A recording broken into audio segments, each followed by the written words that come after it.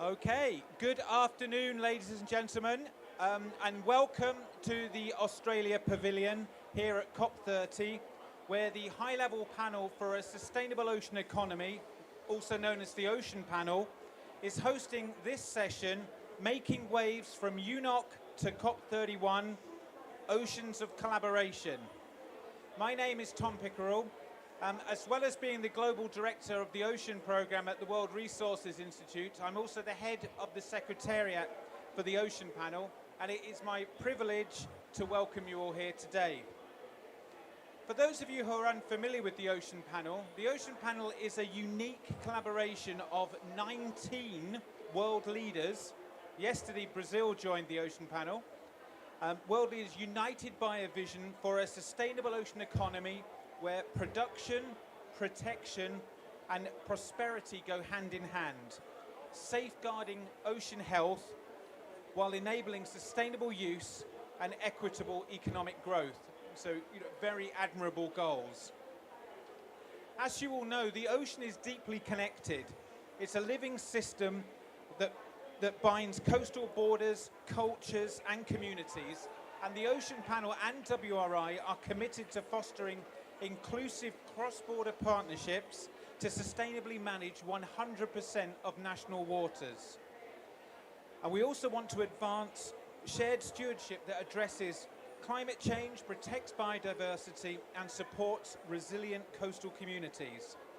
Members of the Ocean Panel also recognise that ocean action must extend beyond national boundaries. Today, our focus is going to be on how collaboration can strengthen our collective capacity to protect, produce and prosper from the ocean in ways that are sustainable and equitable. This cooperative approach reframes our ambition from managing our ocean resource to stewarding it as a shared responsibility.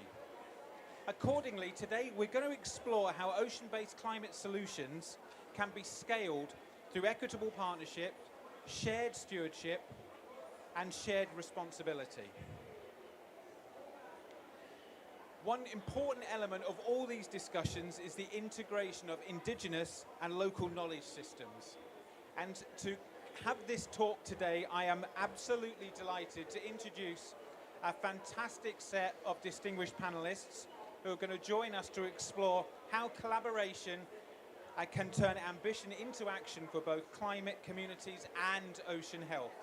So if I could please invite up to the stage Dr. Philemon Mamoni, the Pacific Ocean Commissioner. Yeah, any seat, thank you. The Honourable Minister Stephen Victor, who is the Minister for Agriculture, Fisheries and the Environment in Palau.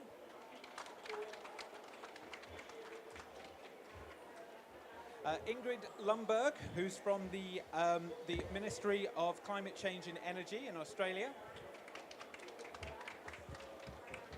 And finally, Francesca Gaeta, who's Director for European and International Affairs in the French Ministry for Ecological Transition, Biodiversity and International Negotiations on Climate and Nature. And last but not least, I think you all know her, Marina Scherer, who is the COP30 Special Envoy for the Ocean, who has been extremely busy these last couple of days. Thank you. Unfortunately, Marines has to leave at 12:30, so we're going to go for Marines first, but she is so busy, we're very grateful that you've made it time for us today. So, first question to Marines. As Brazil is the newest member of the Ocean Panel, and with Brazil's successful presidency this year, how do you see Brazil helping to amplify the collaboration around ocean-based adaptation and mitigation solutions? Well, can you hear me?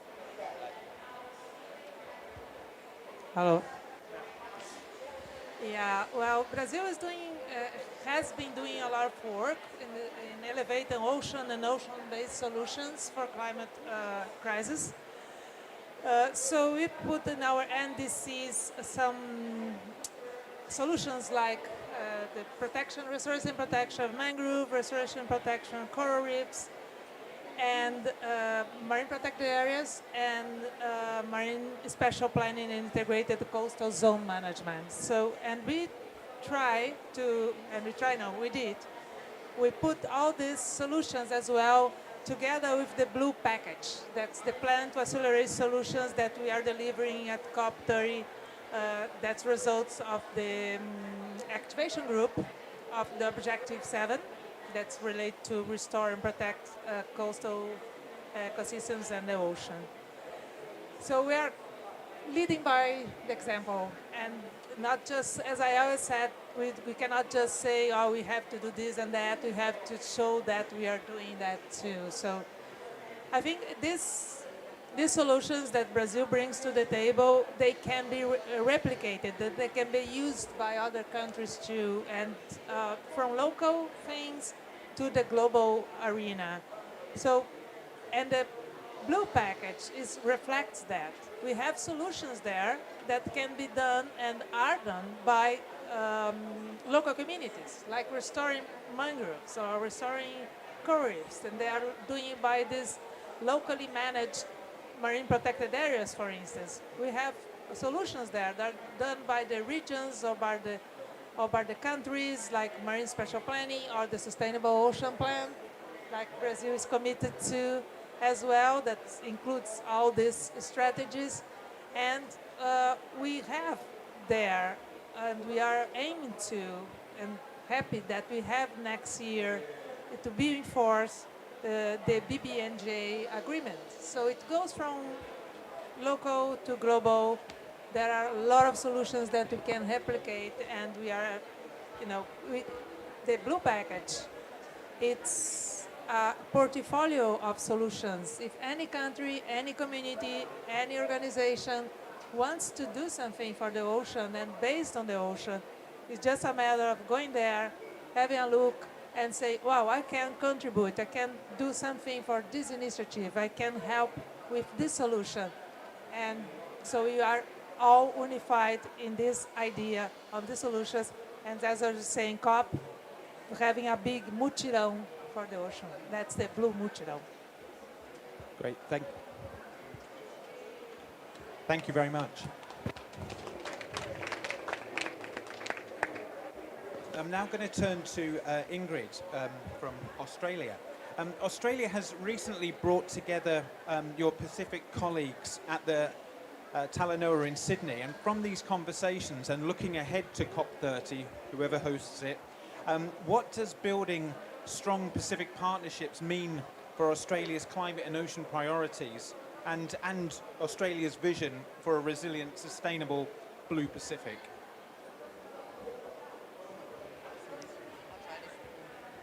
Does this one? No.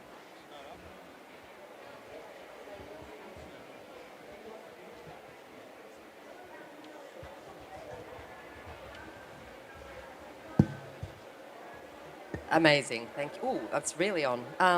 Thank you. Thanks, everybody. So in October, Minister Bowen, Climate Change and Energy Minister, convened with all of his Pacific climate change ministers in Sydney. We gathered and we talked about what are the priorities for us as a collective, as a region, when we think about what we want to make happen and what we want to focus on in COP31. And that work has been ongoing for some time, but this was an important meeting where the ocean is a key focus. It's a key focus for Australia, it's a key focus for the Pacific, and it is central to way of life for a lot of us. And so we are very conscious of the role that, France in hosting Unoc earlier in the year sort of set some momentum about work on oceans. Marinas has done an amazing job of developing this blue package and helping to progress that momentum. And we just want to perpetuate and keep building on that focus all the way through to COP31. The ocean is such a critical part, it has such a critical role to play in the fight for climate action. 35% of global emissions the role that oceans can play is to reduce 35% of oceans' global emissions by 2050. And that's something that we really need to kind of give attention to and make sure that it is central to the negotiations process, but is also central to the action agenda and to the way that we are thinking about things. And what we're really wanting to do in partnership with the Pacific and really in a collaborative, inclusive way that kind of builds momentum across the world is link together the policy thinking, like what do we really need to make happen and what's something really sensible and practical that can help to do that? What is the science saying? And so how do we make sure that the science is connected closely to the policy work? What does community say? So what do communities say they need and want on ocean action, and how do we best support communities to take proactive steps themselves? And how do we then put that in a place where everyone knows where we're going, what we're trying to do, and we can collectively take action and make progress together? So, it's fair to say the oceans will be a really key theme for COP31, should Australia and the Pacific have the opportunity to host. And we would be looking to shape the entire agenda to include something really that continues the work from Unoc, continues the work from Brazil on the Blue Package, and looks at what more can we do to progress ocean action. Thank you very much. I'm sure that deserves a round of applause. Commissioner, if I may, you are a living and breathing collaboration across the Pacific. Could you speak to some of the successful partnerships and partnership building efforts that you're seeing and the mechanisms that are helping to strengthen this collaboration for the Ocean Climate Nexus? Thank you. And thank you for the invitation, as well as to be seated beside an extremely excellent panel here today. Perhaps to start off by saying that in the Pacific, we have not been sitting idle. We have done what we can within our own powers and initiatives to protect our ocean. We have a lot of good ideas. We have a lot of initiatives that need to be driven, but the single most apparent, perhaps the elephant in the room, is partnerships. Those partnerships that we need to have to drive these initiatives. I always said that Pacific solutions are indeed global solutions. If you take the fisheries example, for an instance, you will understand what I mean.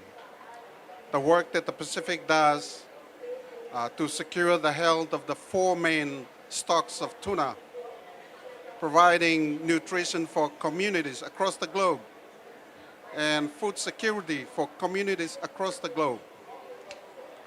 There is no reason why there should be any questions about partnering to support the initiatives that we want to implement in the Pacific. At the national level, you have initiatives by a number of countries in the region to conserve huge portions of their exclusive economic zones for future generations. The Palau initiative, the Cook Islands initiative, the Niue initiative. So we are not sitting idle, but we are taking the steps that are necessary to do that. We are embracing multilateralism to its core. We need multilateralism. We are working very hard to make sure that the BBNJ agreement, when it enters into force, that at the PrepComs, the remaining PrepComs, that the agreement is going to be implemented in the way that it's supposed to be, that the COP of the agreement is going to do that. And one of the main things that we are making sure that happens is how would the subsidiary bodies of the BBNJ COP take into account traditional knowledge and the knowledge of indigenous communities when they make decisions at the COP. So we are working very hard.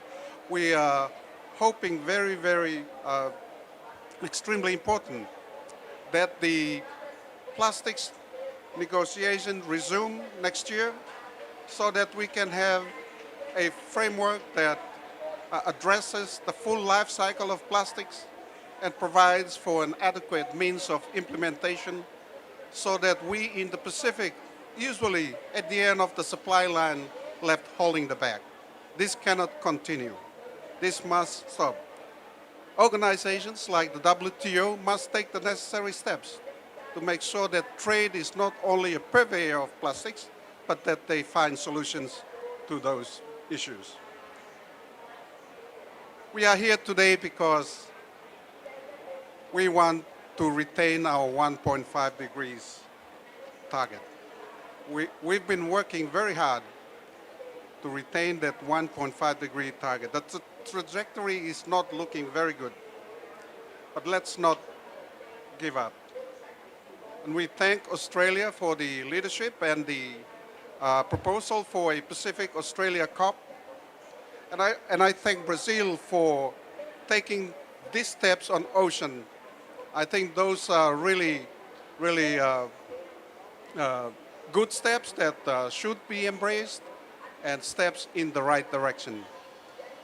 Let us leverage off this momentum, take it to the Pacific, and build an agenda that puts the ocean at the very center of the discussions. Thank you very much. Thank you. Minister Victor, Palau is such a leader in marine conservation. In your experience, how may we ensure that a diversity of national ocean priorities are going to be presented and heard while building partnerships across the region and globally? Thank you.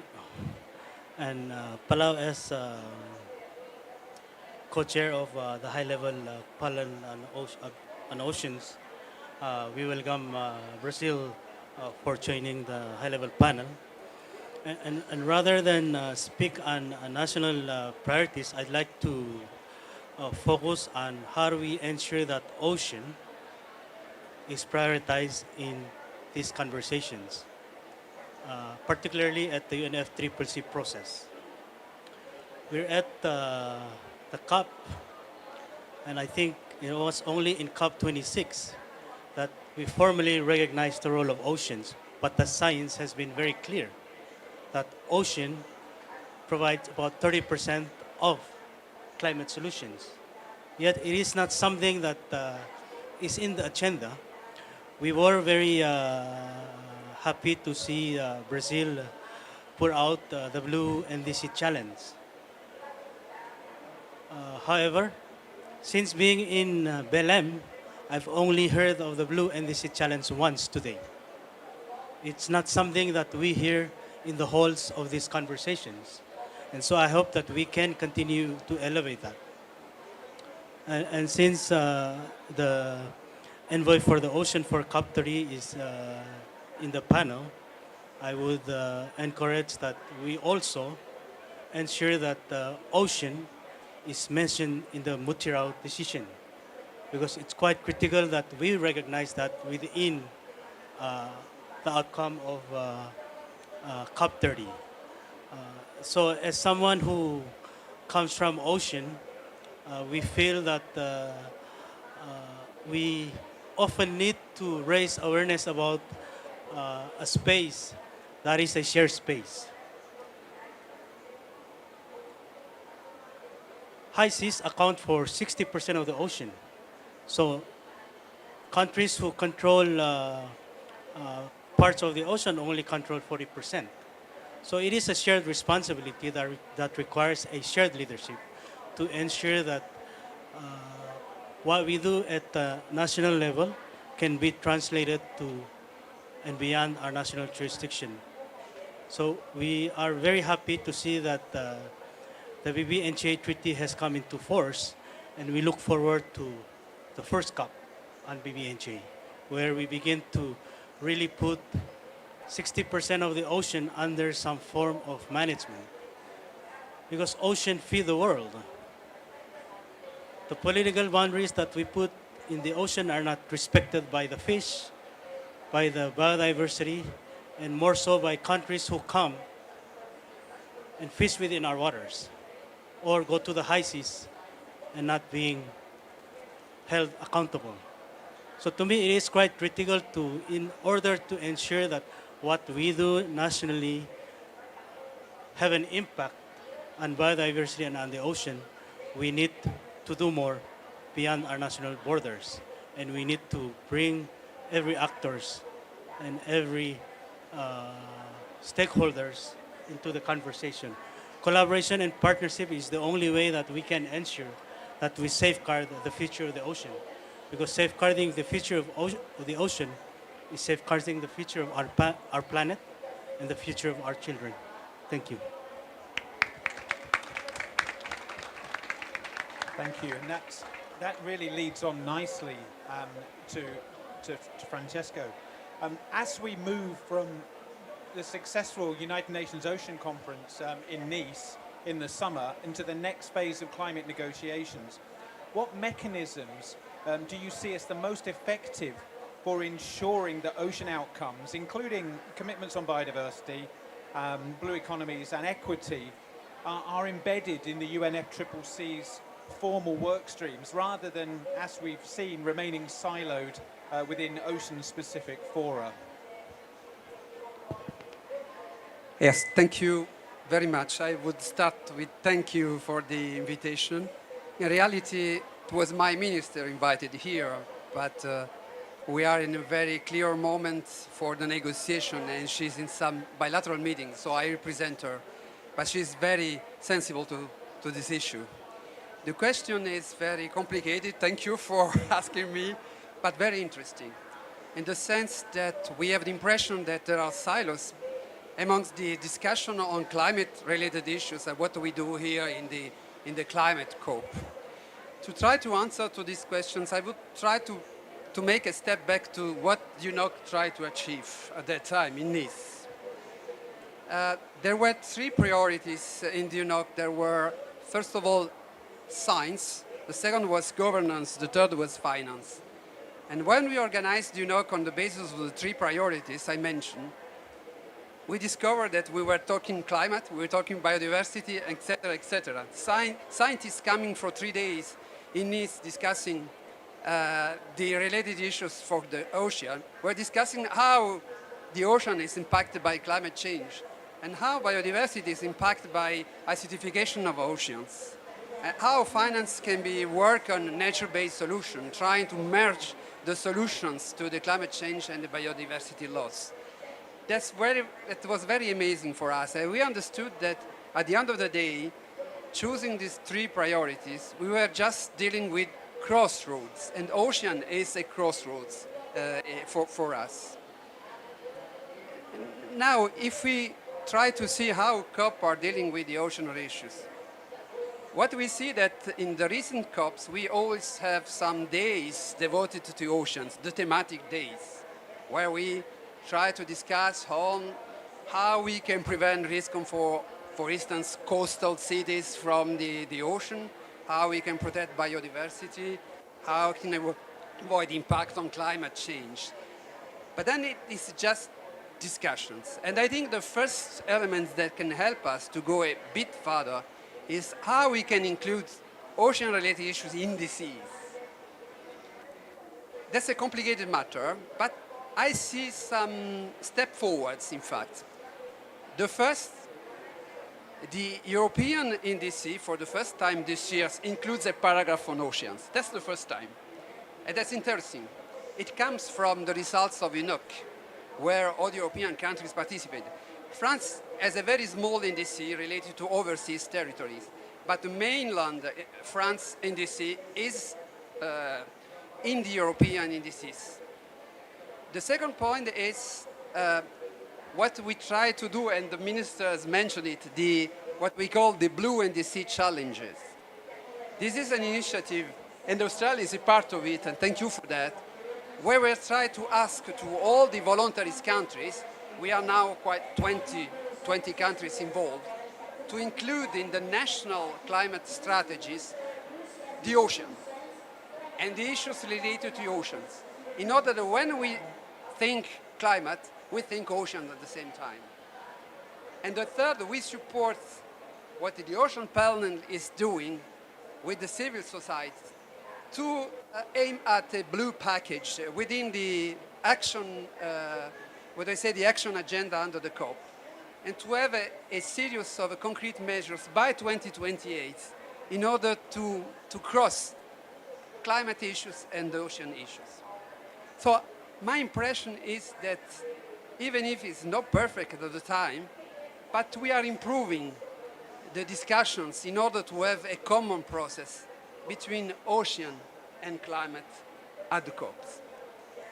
I would conclude, if you allow me, with my personal pledge, because there are several instruments at the moment under discussion which are very important to transform what we want for the ocean in concrete measures. These instruments have been already mentioned here. I will just recall it. That's sure. Thanks to the Unoc, now we have the entry into force of BBNG, but we are only 75 countries having ratified. It's not enough. And many major countries have not ratified the treaty. That's a very important element.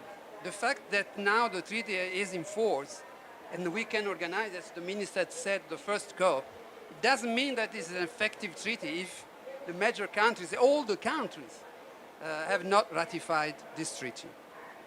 The second element important for me, we have to improve the coalition trying to protect seabed, because we risk really to lose knowledge and to lose biodiversity forever, and we have really fight for that. The third is that we are still in process to ratify the instruments, the legal instruments fighting against IUU fishing. That's very important to protect biodiversity, and by then to protect the ocean. And then it was mentioned the plastic treaty by the colleague.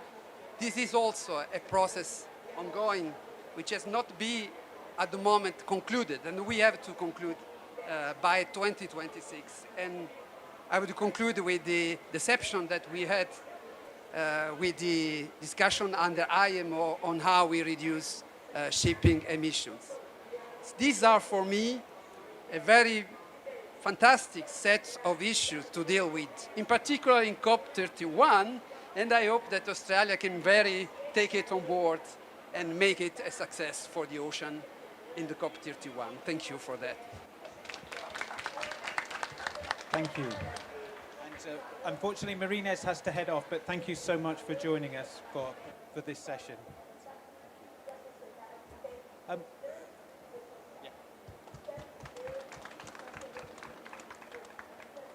So thank you very much, panelists. The negotiations for this COP are ongoing. So a question for each of you is, what, in your opinion, would be a success for the ocean coming out of COP30 and setting us up for potentially a blue COP31?